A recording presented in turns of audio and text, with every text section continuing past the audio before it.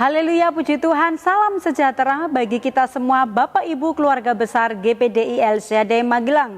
Kita kembali berjumpa dalam Renungan 79 hari ini.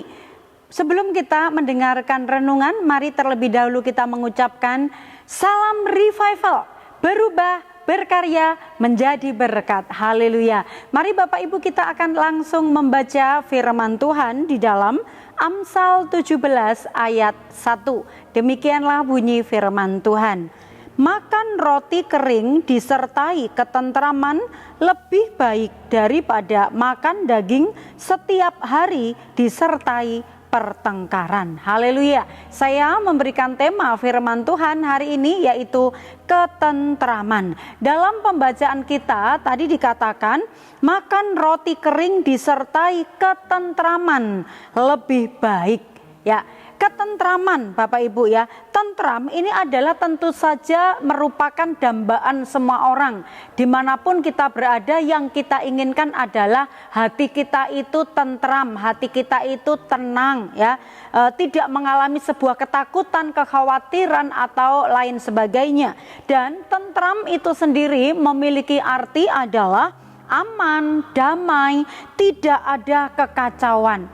Kalau di suatu tempat ada sebuah kekacauan Bapak Ibu, maka itu mempengaruhi seluruhnya.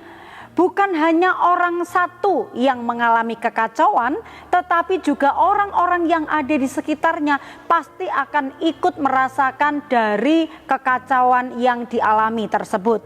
Nah, ketentraman tentu saja memberikan dampak bagi lingkungan sekitarnya.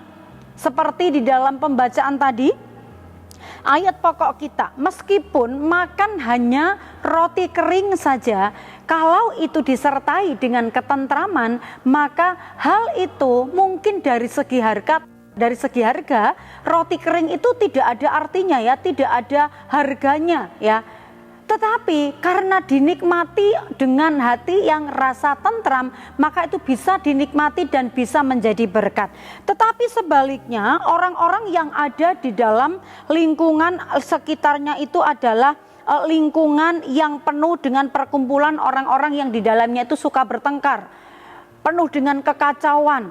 Maka sekalipun makan daging dikatakan itu tidak akan bisa menikmati karena hatinya dipenuhi dengan tidak ada tentram, tidak ada damai, dipenuhi dengan pertengkaran, dipenuhi dengan kekacauan, dan itu sangat mengganggu tentu saja. Ya, betapa ketentraman itu Bapak Ibu sangat penting dari lebih dari sekedar sebuah makanan ya.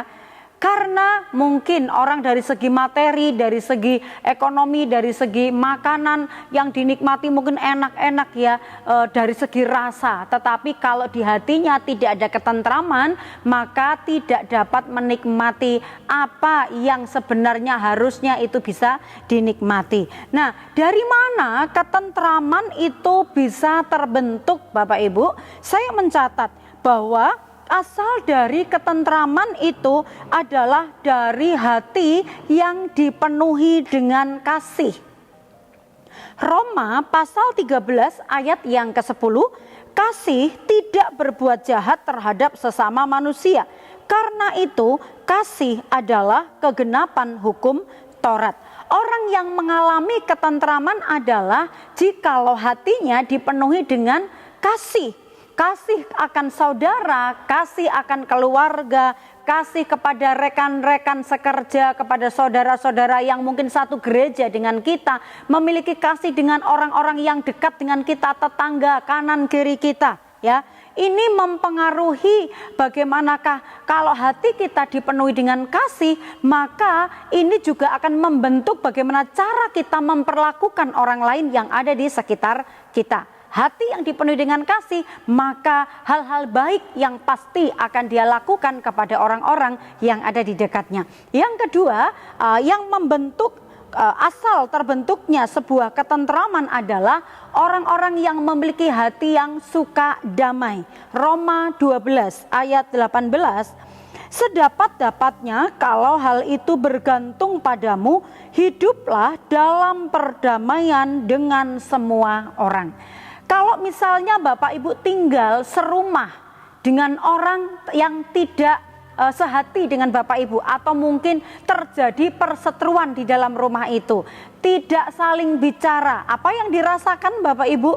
Tentu saja hatinya tidak ada damai, tidak ada ketentraman. Tetapi kalau kita memiliki hati suka damai dengan semua orang, maka dimanapun kita berada, hati kita pasti nyaman, tentram, tenang, ya, menikmati dimanapun kita berada. Nah, itu sebabnya apa yang kita rasakan, apa yang kita miliki yang keluar dari hati kita itu sangat mempengaruhi apakah orang-orang yang ada di sekitar kita mengalami ketentraman atau tidak yang dekat dengan kita. Penyebab tidak terjadinya ketentraman, ya. Kalau ketentraman itu sangat dibutuhkan, sangat diperlukan. Penyebab tidak terjadinya ketentraman adalah jikalau ada perpecahan, ya. Perpecahan itu bisa mengakibatkan terbentuknya gap atau pengelompokan. Adanya terjadi persaingan yang tidak sehat, saling menonjolkan diri, mencari-cari kelemahan orang lain, ya.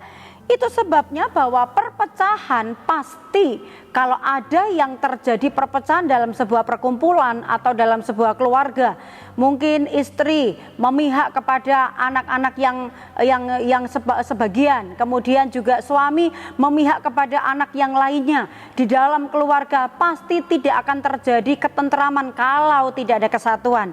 Kalau di dalamnya ada perpecahan, ini akan menimbulkan sebuah kekacauan, tidak ada ketentraman di dalamnya. Kemudian yang kedua, jikalau ada pertengkaran atau perseteruan dan itu mengakibatkan saling mengolok, saling menjatuhkan, adanya perdebatan, dan ini juga sangat mengganggu dimanapun itu. Waktu kita bekerja, waktu kita mungkin sementara berwirausaha, waktu kita bekerja di toko, ya, di pasar, atau waktu kita organisasi di dalam sebuah gereja, kalau di dalamnya ada pertengkaran atau ada perseteruan satu sama lain, maka tidak ada ketentraman di dalamnya. Amsal 26 ayat 21, seperti arang untuk bara menyala dan kayu untuk api, demikianlah orang yang suka bertengkar untuk panasnya perbantahan. Ya, orang yang suka bertengkar itu digambarkan kalau kayak seperti arang itu untuk bara, kemudian seperti kayu itu untuk api. Ya, mudah sekali itu sebagai bahan untuk menyalakan api, ya, memanaskan. Nah, itu sebabnya orang yang suka bertengkar dikatakan juga ini menyebabkan panasnya sebuah perbantahan. Seperti apakah kehidupan kita, Bapak Ibu?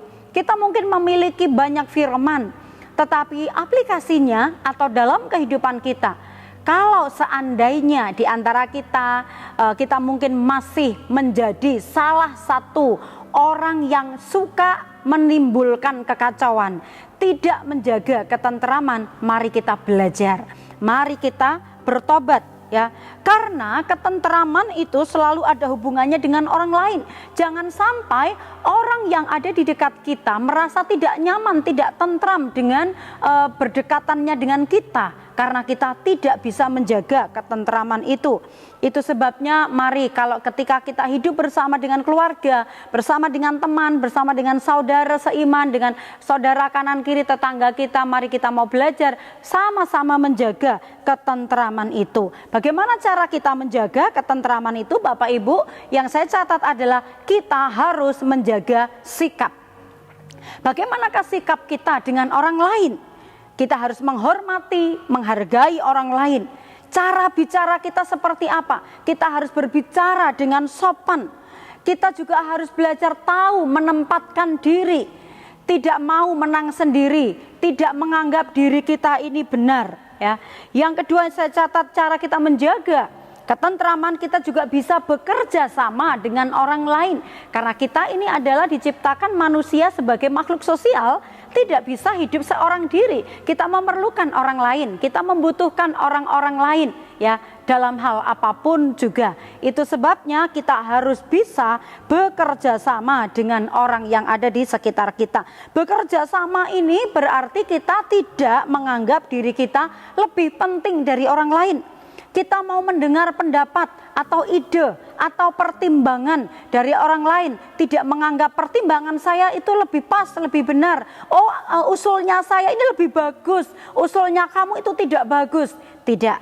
Dan ini juga bisa menimbulkan ketidaktentraman Bapak Ibu. Tapi kalau kita mau belajar menjaga ketentraman, maka kita bisa bekerja sama dengan orang lain. Filipi 2 ayat yang ketiga, dengan tidak mencari kepentingan sendiri atau puji-pujian yang sia-sia, sebaliknya hendaklah dengan rendah hati yang seorang menganggap yang lain lebih utama daripada dirinya sendiri. Haleluya. Itu sebabnya Bapak Ibu, kalau ketentraman itu menjadi sebuah kebutuhan, menjadi sebuah kesukaan yang bisa kita nikmati, bisa kita rasakan, mari kita menjaga ketentraman dimanapun kita berada, dengan kita hidup damai dengan semua orang, dan kita juga belajar menjauhi perbantahan yang ada. Haleluya. Mari kita bersyukur buat setiap firman Tuhan yang kita boleh dengar pada hari ini.